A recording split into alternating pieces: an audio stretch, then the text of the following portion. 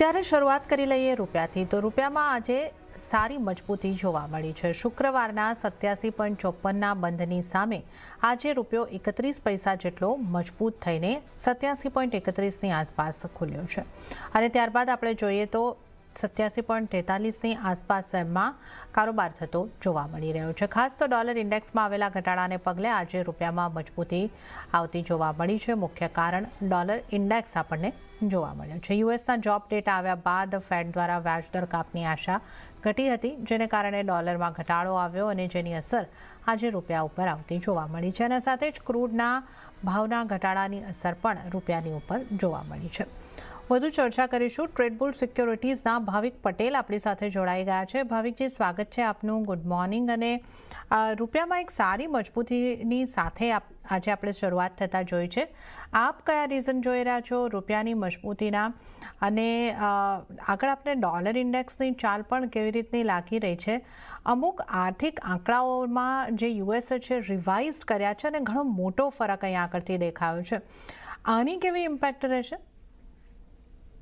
Good morning જર્નાજી। I think આજે આપણે જે રૂપિયો મજબૂત ખુલ્યો છે, જેમ તમે કીધું છે કે ડોલર ઇન્ડેક્સમાં આપણને ફ્રાઈડે જે જોબ્સના ડેટા આવ્યા જે બહુ વીક આવ્યા હતા, એના લીધે એક્સપેક્ટેશન થઈ ગયું છે કે રેટ કટ થશે, એટલે ડોલરમાં આપણને મોટી વેચવાલી જોવા મળી, જેના લીધે રૂપિયો વીક ખુલ્યો છે। બટ એના પછી આપણે જોયું કે આજે ખુલ્યા પછી રૂપિયો સતત ડેપ્રિશિએટ થઈ રહ્યો છે અને આઈ થિંક મને લાગે છે કે હજી હમણાં પણ રૂપિયો જે છે એ ખાસ કરીને નોંધપાત્ર મજબૂત થયો દેખાઈ નથી રહ્યો, કારણ કે આપણા ઉપર આપણે જોઈએ તો ઓવરહેંગ છે કે જ્યાં યુએસએ 25%ની ટેરિફ નાખી છે, પ્લસ પેનલ્ટી હજી ખબર નથી કેટલી થવાની છે।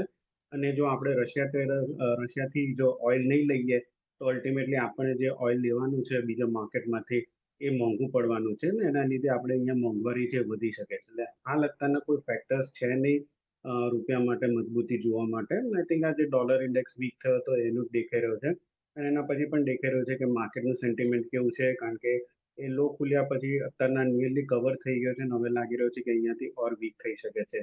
આ વીકમાં આરબીઆઈની ક્રેડિટ પોલિસી પણ છે અને છેલ્લા 3 ટાઈમ રેટ કટ પછી એક્સપેક્ટેડ છે કે આ વખતે રેટ કટ પણ નહીં કરે, એટલે ઓવરઓલ પોઝ જ રાખશે। એટલે ઓવરઓલ આ વખતે રૂપિયામાં વખતે પણ કોઈ મેજર અત્યારના પોઝિટિવ ટ્રિગર છે નહીં, એટલે એક્સપેક્ટેડ છે કે અહીંયાથી રૂપિયો જે છે હજી પણ નબળો થઈ શકે છે। 8780 8790 સુધી પણ જોવા મળી શકે છે। તો હજી પણ રૂપિયામાં બાય એન્ડ ડિપ્સની સ્ટ્રેટેજી રાખવી જોઈએ। આઈ થિંક જ્યાં સુધી 87 નીચે નથી જતો ત્યાં સુધી રૂપિયામાં આપણને લાગી રહ્યું છે કે ડેપ્રિશિએટ જે છે એ થઈ શકે છે। ઓવરઓલ અહીંયાથી થોડુંક ડોલર ઇન્ડેક્સ હજી પણ વીક થઈ શકે છે, કારણ કે જે જોબ્સના ડેટા આવ્યા છે એ થોડા વીક છે, બટ રૂપિયામાં અત્યારના હાલ પરથી મજબૂતી જોવા નથી મળી રહ્યો, એટલે અહીંયાથી કોઈ પણ ટ્રેડર્સ છે જ્યાં સુધી 87ની નીચે નથી જતો ત્યાં સુધી બાય એન્ડ ડિપ્સની સ્ટ્રેટેજી રાખવી જોઈએ। ઓકે, તો રૂપિયા માટે બાય એન્ડ ડિપ્સની સ્ટ્રેટેજી અપનાવીને ચાલવાની સલાહ હજી પણ બની રહી છે। ત્યારે હવે આપણે ખાસ કરીને વાત કરી લઈએ સોનાની। તો શુક્રવારે સોનામાં આવેલા ઉછાળા બાદ આજે કોમેક્સ ઉપર સામાન્ય ઘટાડો જોવા મળ્યો છે। શુક્રવારે સોનું કોમેક્સ ઉપર $3300 નીચે ખુલ્યા બાદ 3360ની ઉપર દિવસના ઉપલા સ્તરે બંધ થયું હતું। જોબના આંકડા નરમ રહેતા અને વ્યાજદરના કાપની આશા ઘટતા સોનામાં શુક્રવારે ઉછાળો જોવા મળ્યો હતો। આજે એમસેક્સ ઉપર સોનું ફરી 1 લાખને આરપાર પહોંચતું જોવા મળ્યું હતું, પરંતુ અત્યારે આપણે જોઈએ તો ફરી એક વખત થોડી પોઝિટિવિટી છે, 1% જેવી મજબૂતી, પણ 1 લાખના સ્તરની નીચે આપણને આવતું સોનું જોવા મળી રહ્યું છે 99,685 પર।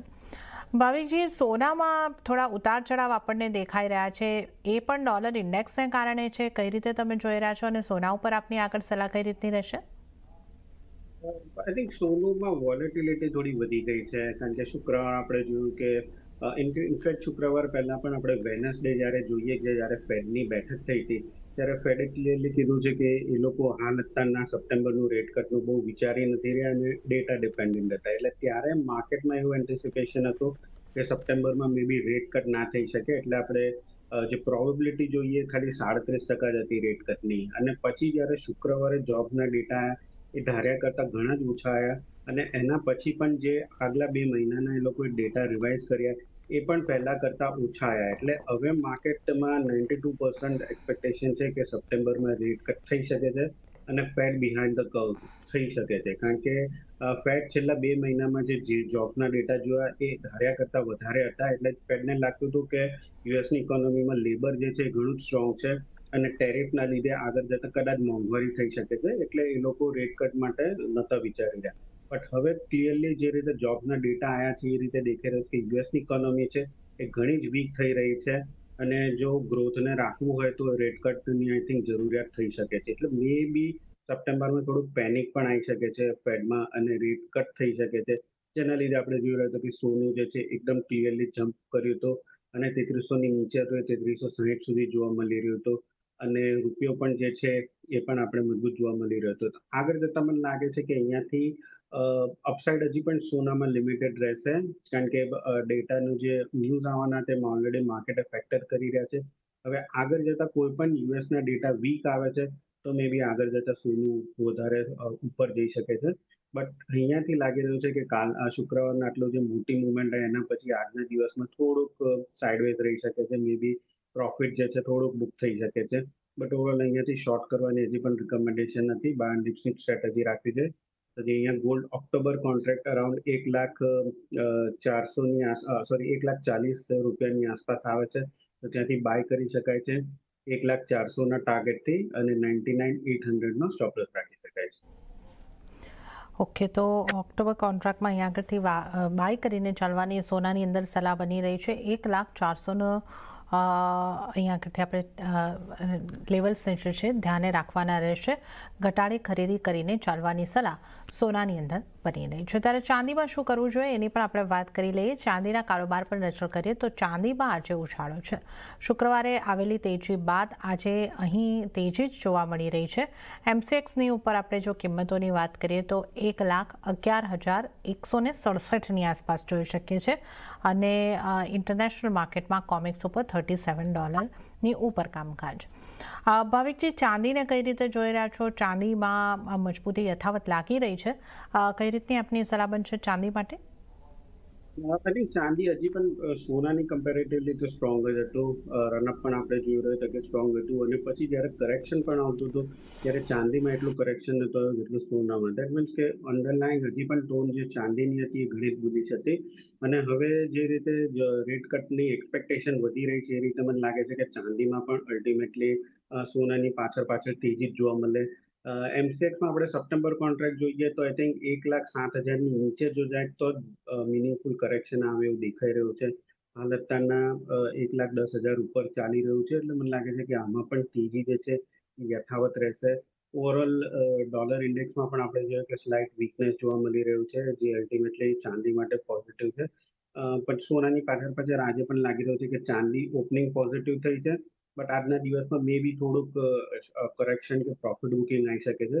બટ અગેન બાય એન્ડ ડિપ્સની સ્ટ્રેટેજી રાખવી જોઈએ, કારણ કે અહીંયાથી હજી પણ મને લાગી રહ્યું છે કે ચાંદી જે છે 1,13,000થી 1,14,000 સુધીનું લેવલ જોવા મળી શકે છે ટૂંક સમયમાં. એટલે આજના દિવસમાં 1,10,000ની આસપાસ બાય કરી શકાય છે, 1,12,000ના ટાર્ગેટ સાથે, અને 1,10,500નો સ્ટોપ લોસ રાખી શકાય છે. ઓકે, તો ચાંદીમાં પણ ખરીદી કરીને ચાલવાની સલાહ બની રહી છે. 1,10,000ની આસપાસ તમે ચાંદીમાં ખરીદારી કરો એટલે થોડા ઘટાડે ખરીદારી કરવાની છે. 1,12,000નો ટાર્ગેટ અને 1,10,500નો સ્ટોપ લોસ ધ્યાને રાખીને ચાલો.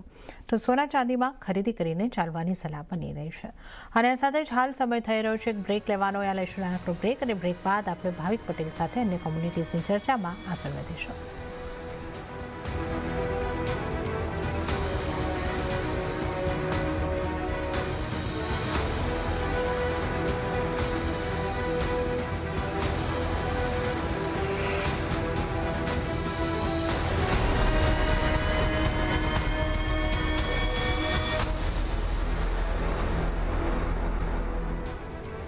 બ્રેક બાદ કોમ્યુનિટી લાઈવમાં આપનું ફરી એક વખત સ્વાગત છે, અને આજે આપણી સાથે ચર્ચામાં ભાવિક પટેલ જોડાયેલા છે.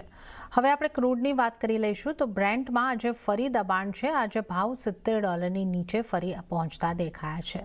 ઉલ્લેખનીય છે કે ઓપેક અને સાથી દેશો દ્વારા 5.5 લાખ બેરલ પ્રતિ દિવસનું ઉત્પાદન વધારવાના નિર્ણય લેવામાં આવતા આજે ક્રૂડમાં ઘટાડો આવ્યો છે. જોકે અમેરિકાએ રશિયા પર પ્રતિબંધ મૂકવાની વાત કરતા ઘટાડો થોડો સીમિત રહ્યો છે.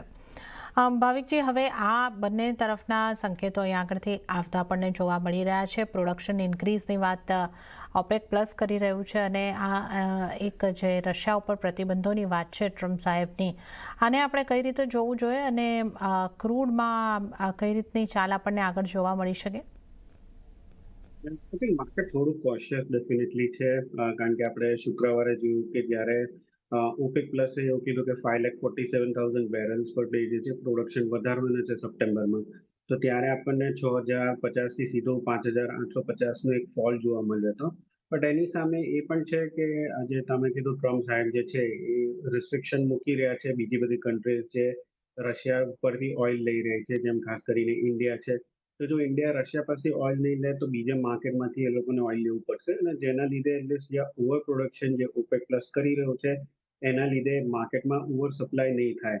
એટલે એના લીધે આપણે જોઈ રહ્યા છીએ કે માર્કેટમાં આ એક ન્યૂઝ પછી આપણને ફરીથી ફર્ધર સેલ ઓફ જોવા નથી મળી રહ્યો, અને 5850 નો લો જે છે એ હાલતના ટેસ્ટ કરી અને માર્કેટ એના ઉપર જ ચાલી રહ્યું છે.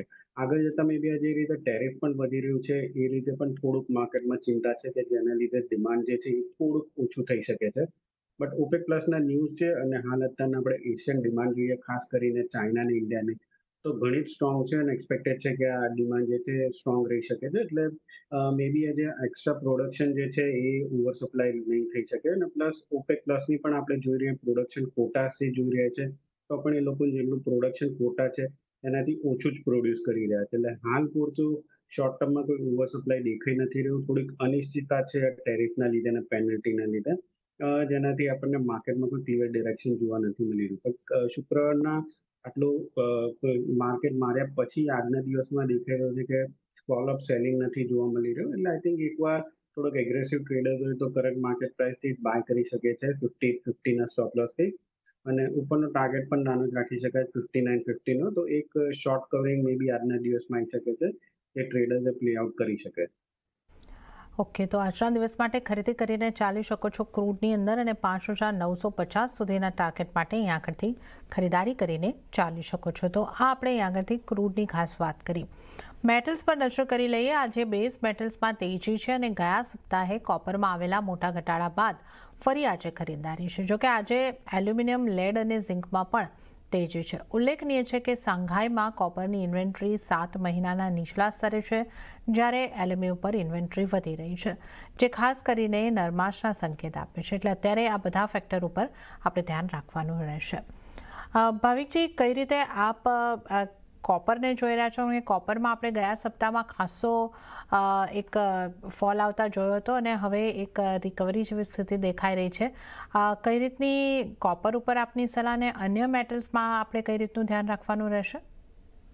આઈ થિંક કોપરમાં 870 નો લેવલ જે ઘણું સ્ટ્રોંગ છે. જો 870 ની નીચે જાય તો મને લાગે છે કે વધારે કરેક્શન આવી શકે છે. જેમ કે ટ્રમ્પે કીધું કે જે એ લોકો ઇમ્પોર્ટ કરી રહ્યા હતા, એક્સપેક્ટેડ હતું કે જે કોપર ઓર ઇમ્પોર્ટ કરે કે રો મટીરિયલ કોપર હતું એના ઉપર ટેરિફ લાગવાનું હતું. બટ એના બદલે ટ્રમ્પે એવું કીધું છે કે જે પ્રોડક્શન હશે, જે સેમી પ્રોડક્ટ થઈ ગયું છે કે કોપરમાં જેમાં પ્રોડક્શન હશે એના ઉપર ટેરિફ લાગશે. એટલે એના લીધે આપણે જોઈ રહ્યા હતા કે એ દિવસે એટલે જે કોમેક્સનું કોપર હતું એમાં 18% કરેક્શન હતું. જોકે એલએમઈમાં 2-3% જ કરેક્શન જોવા મળ્યું હતું. અને હવે મને લાગી રહ્યું છે કે માર્કેટે ઓલરેડી બધું ફેક્ટર્ડ આઉટ થઈ ચૂક્યું છે. હવે આગળ જતા યુએસનો અને ચાઇનાના ડેટા ઉપર જ નજર છે. હાલ હમણાં 2 દિવસમાં આપણે જોયું કે ડોલર ઇન્ડેક્સમાં વેચવાલી જોવા મળી, જેના લીધે થોડુંક બૂસ્ટઅપ જોવા મળી રહ્યું છે. મને લાગે છે કે અહીંયાથી હવે બેઝ મેટલ્સની ચાલ જે છે થોડુંક સાઇડવેઝ જ રહેશે. અગેન ફ્રેશ ટ્રિગર્સ માટે વેઇટ કરી રહ્યા છે કે જ્યાં યુએસની આગળ કેવી ઇકોનોમી થવાની છે, ચાઇના તરફથી કેવા સંકેત દેખાઈ રહ્યા છે, એ બધું જોતા મને લાગે છે કે નેક્સ્ટ આપણને એક ટ્રિગર જોવા મળી શકે. બટ અત્યારના ઓવરઓલ સેલિંગ પ્રેશર મને લાગે છે કે પતી ગયું છે, ને હવે અહીંયાથી થોડુંક કોન્સોલિડેશન થઈ શકે છે. એટલે કોપરમાં એક બાઇંગ ઓપોર્ચ્યુનિટી ડેફિનેટલી છે લોંગ ટર્મ માટે પણ. જ્યાં સુધી 870 નો સ્ટોપ લોસ, જ્યાંથી 870 ની નીચે નથી જતું ત્યાં સુધી એ સ્ટોપ લોસથી બાય એન્ડ હોલ્ડ રણનીતિ રાખવી છે. ઇન્ટ્રાડે પણ આજે 880 ની આસપાસ બાય કરી શકાય છે 870ના સ્ટોપ લોસથી, અને 892નો ટાર્ગેટ રાખી શકાય છે. આ 2 થી 3 દિવસનો વ્યૂ છે. એલ્યુમિનિયમ અને ઝિંકની પણ વાત કરીએ તો એમાં પણ આપણને થોડીક રિકવરી જોવા મળી છે. તો એલ્યુમિનિયમમાં પણ 250ની આસપાસ બાય કરી શકાય છે 252ના ટાર્ગેટથી, અને 249નો સ્ટોપ લોસ રાખી શકાય છે. અને સેમ વે ઝિંકમાં પણ આપણે જોઈએ તો 265નો ટાર્ગેટ રાખી શકાય છે અને 260નો સ્ટોપ લોસ રાખી શકાય છે. ઓકે, તો ત્રણેય મેટલ્સની અંદર અહીં આગળથી ખરીદી કરીને ચાલવાની સલાહ છે. કોપરની જો આપણે ખાસ વાત કરી લઈએ, 870નો સ્ટોપ લોસ રાખીને 892 માટે તમે ખરીદારી કરીને ચાલી શકો છો. એલ્યુમિનિયમમાં 252ના ટાર્ગેટ બની શકે છે સ્ટોપ લોસ 240નો, અને ઝિંકમાં 265ના ટાર્ગેટ 260નો સ્ટોપ લોસ ધ્યાને રાખીને ખરીદારી તરફ રહી શકો છો. તો મેટલ્સમાં પણ ખરીદી કરીને ચાલો. હવે વાત જો આપણે નેચરલ ગેસની કરી લઈએ, નેચરલ ગેસમાં આજે ઘટાડા તરફનો માહોલ આપણને જોવા મળી રહ્યો છે. લગભગ 0.5% કરતાં વધારેની વેચવાલી સાથે નેચરલ ગેસ 268ની આસપાસ અત્યારે આપણને કામકાજ કરતું જોવા મળી રહ્યું છે. ભાવિકજી, નેચરલ ગેસ પર આપની કઈ રીતની સલાહ બનશે? નેચરલ ગેસમાં વેધર ફોરકાસ્ટ જોઈએ તે પાછું થોડુંક at least first half of August છે એમાં થોડુંક ઠંડક દેખાઈ રહ્યું છે. એટલે એના લીધે જે પાવર કન્ઝમ્પશન જે એસીનો ને જે છે એ ઓછો હશે, અને પ્રોડક્શન આપણે જોઈએ તો પ્રોડક્શન સ્ટ્રોંગ છે એટલે આપણે ઘટાડો જોવા મળ્યો છે. અને પણ એ પણ એક્સપેક્ટેડ છે કે મે બી એન્ડ ઓફ ઓગસ્ટમાં પાછી થોડી ગરમી આવી શકે યુએસમાં, જેના લીધે નેચરલ ગેસની ડિમાન્ડ વધી શકે. ટેકનિકલી પણ આપણે જોઈએ તો 315થી એક ઓલરેડી કરેક્શન જોવા મળ્યું હતું 267 સુધીનું, અને એના પછી 263 સુધીનું પણ કરેક્શન જોવા મળ્યું છે. અને છેલ્લા આપણે 3-4 દિવસ જોઈએ તો 262થી 274ની નાની રેન્જમાં ટ્રેડ કરી રહ્યું છે. હવે ઓલરેડી અહીંયાથી મને લાગી રહ્યું છે કે શોર્ટ જે છે થોડુંક રિસ્કી છે, કારણ કે આપણને ઓલરેડી કરેક્શન જોવા મળ્યું છે, તેથી મે બી થોડુંક શોર્ટ કવરિંગ ખાઈ શકે છે. તો I think risk reward favourable નથી શોર્ટ પોઝિશન માટે. તો કરંટ માર્કેટ પ્રાઇસથી જો બાયને રિકમેન્ડેશન આપીશ 265ના સ્ટોપ લોસથી, અને ટાર્ગેટ ઉપર રાખી શકાય છે 272નો. ઓકે, તો નેચરલ ગેસમાં પણ ખરીદી કરીને ચાલવાની સલાહ બનતી જોવા મળી રહી છે. 272નો ટાર્ગેટ, 265નો સ્ટોપ લોસ. તો મોટાભાગની નોન એગ્રી કોમોડિટીઝમાં ખરીદી કરીને ચાલવાની સલાહ આજે બની રહી છે. હવે આપણે એગ્રી કોમોડિટીઝ તરફ આગળ વધીશું. મોન્સૂનની અપડેટની વાત અહીં આગળથી કરી લઈએ તો જૂનથી સપ્ટેમ્બરમાં લગભગ 70% જેટલો ચોમાસાનો વરસાદ આપણને ભારતભરની જો વાત કરીએ તો પડતો જોવા મળ્યો છે, અને ખરીફ પાકની વાવણી માટે આ સારો વરસાદ એક પોઝિટિવ ન્યૂઝ બની શકે છે. તો ડાંગર, મકાઈ, સોયાબીન, શેરડી આ બધાની વાવણીમાં વધારો થતો જોવા મળી રહ્યો છે. ગુજરાતની વાત કરીએ તો ઓવરઓલ ગુજરાતમાં પણ સારો વરસાદ થયો છે. ભાવિકજી, વરસાદ 70% ચોમાસાનો વરસાદ થયા હોવાના આંકડા આવી રહ્યા છે. કઈ રીતે આપ જોઈ રહ્યા છો જે ખરીફની વાવણી છે એ સારી થશે? કઈ રીતે આપણે આ વરસાદની અસરને જોવી જોઈએ? અત્યારના તો સારી જ છે ભાઈ, કારણ કે જેમ તમે કીધું 70% તો ઇન્ફેક્ટ થઈ ગયું છે. બટ હજી પણ આપણે ફોરકાસ્ટ જોઈએ તો 15th ઓગસ્ટથી nearly end of the August સુધીમાં ફરી એક રાઉન્ડ દેખાઈ રહ્યો છે.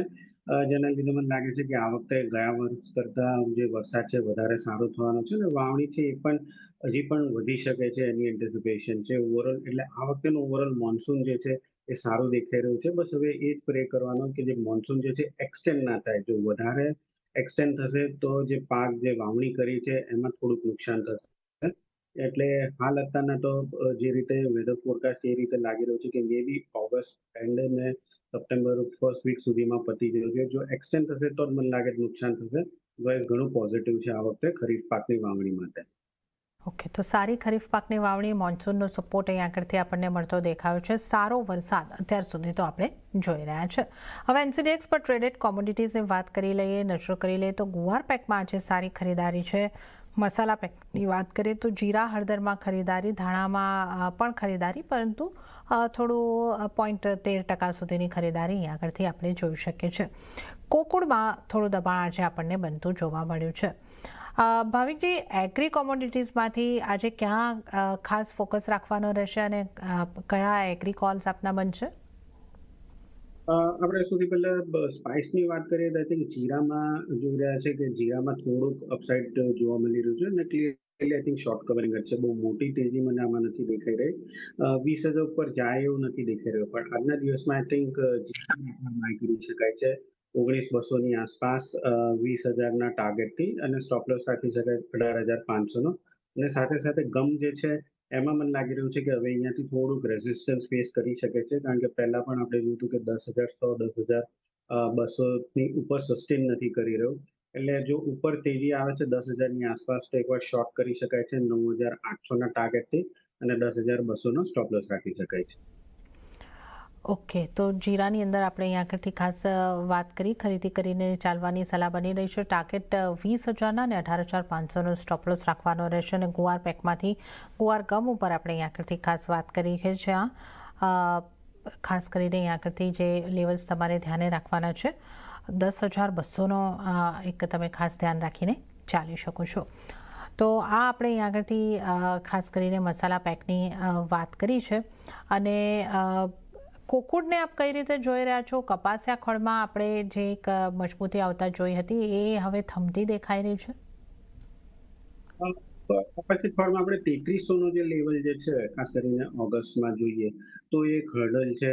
ઓલ્ધો આ વખતે જોઈ રહ્યા છે કે જે સપ્લાય જે છે સોરી ફિઝિકલ જે છે માર્કેટ એમાં થોડું ટાઇટનેસ જરૂરથી જોવા મળી રહ્યું છે. બટ જે વાયદો જે છે ઓગસ્ટ અને સપ્ટેમ્બરનો એ ઓછો થઈ રહ્યો છે. દેટ મીન્સ લાગી રહ્યો છે કે આગળ જતા જે ફિઝિકલ ટાઇટનેસ છે થોડી ઓછી થઈ રહી છે. ઓવરઓલ મને લાગે છે કે અહીંયાથી હવે થોડુંક પ્રોફિટ બુકિંગ ડેફિનેટલી આવી શકે છે અને અહીંયાથી હવે નવી જે પોઝિશન છે એ આઈ થિંક બનાવવા માટે થોડીક રિસ્કી રહેશે. જે લોકો પાસે ઓલરેડી જૂની પોઝિશન છે એ ઓગસ્ટમાં 3300ની આસપાસ એકવાર પ્રોફિટ બુક કરી શકે છે. અને જે લોકોને નવી પોઝિશન લેવી હોય એ લોકોને આઈ થિંક થોડીક રાહ જોવી જોઈએ. 3160થી 3200ની આસપાસ જો આવે છે તો ત્યાંથી જ નવી પોઝિશન બાય કરી શકાય છે 3100ના સ્ટોપ લોસથી અને ફરીથી 3280નો ટાર્ગેટ રાખી શકાય છે. તો હાલ અત્યારના થોડુંક લાગી રહ્યું છે કે અહીંયાથી નફો વસૂલી જોવા મળી શકે છે. નવા પોઝિશન માટે થોડી કરેક્શનની વેઇટ કરવી જોઈએ. ઓકે, તો કપાસિયા ખળમાં પોઝિશન છે તો પ્રોફિટ બુક કરો અને નવી પોઝિશન બનાવી છે તો વેઇટ કરવાની સલાહ બની રહી છે. અને ત્યારે જ ભાવિકજી આપનો આભાર. આપ અમારી સાથે જોડાયા અને તમામ કોમોડિટીઝ અંગે આપણે ચર્ચા કરી. આપનો આભાર. તો આ સાથે જ કોમોડિટી લાઈવમાં હાલ પૂરતું આટલું જ. હાલ મને આપશો રજા, પણ આપ CNBC બજાર સાથે જોડાયેલા રહો. આગળ મારા સહયોગી પ્રીતિ દલાલ આપને માટે લઈને આવશે બજાર હેલ્પલાઇન. નમસ્કાર.